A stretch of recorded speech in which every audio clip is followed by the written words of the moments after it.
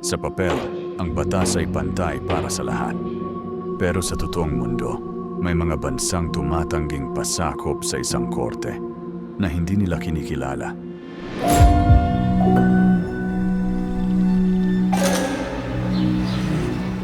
Ang International Criminal Court ay itinatag upang panagutin ang mga individual na sangkot sa pinakamabibigat na krimen. Ngunit hindi lahat ng bansa ay sumang-ayon na mapasailalim dito. Sa paglipas ng panahon, sinubukan ng ICC na palawakin ang saklaw nito. Kabilang ang investigasyon sa mga aksyon ng mga makapangyarihang bansa. Dito nagsimula ang matinding banggaan.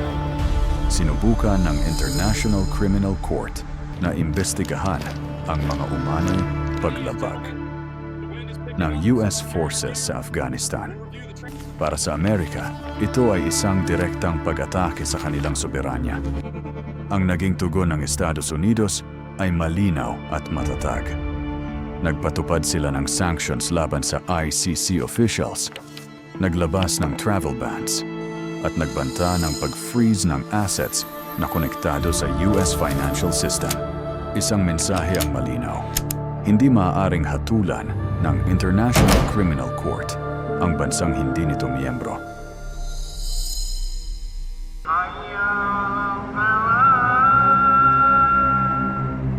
Noong naglabas ang ICC ng arrest warrant laban kay Vladimir Putin, ito ang unang pagkakataon na isang leader ng malaking kapangyarihan ang tahasang tinarget ng korte. Ang tugon ng Rusya ay mabilis at diretso. Hindi nila kinilala ang jurisdiksyon ng ICC. Nagbukas sila ng criminal cases laban sa ICC officials at idineklara nilang ilegal at politikal ang mga hakbang ng korte. Para sa Moscow, ang ICC ay hindi neutral. Ito ay isang instrumento ng geopolitika. Magkaiba man ang ideolohiya ng USA at Russia, iisa ang kanilang paninindigan sa usaping ito. Ang soberanya ng bansa ay hindi dapat pinapawalang bisa ng isang internasyonal na korte na hindi nila kinikilala.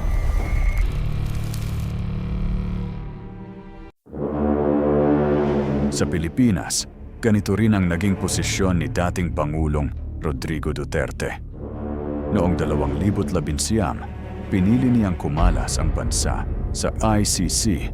Para sa kanya, ang hustisya ay dapat manggaling sa loob ng bansa, hindi ipinapataw mula sa labas. Ang tanong ng kanyang kampo, kung patas ang ICC, bakit tila iilan lamang ang pinapanagot?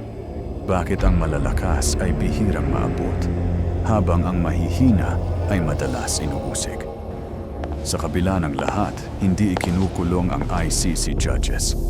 Ngunit ramdam nila ang pressure. Limitadong biyahe, financial restrictions, political na isolation. Ito ang ugat ng tunggalian. Hindi ito laban ng tao laban sa tao. Ito ay laban ng soberanya, laban sa internasyonal na interbensyon. Para sa Estados Unidos, Russia at Duterte, ang hustisya ay dapat pantay o hindi ito dapat ipataw. Hanggat hindi nasasaklaw ng batas ang lahat, mananatiling hati ang mundo sa pagitan ng kapangyarihan at hustisya. Ikaw, saan ka papanig?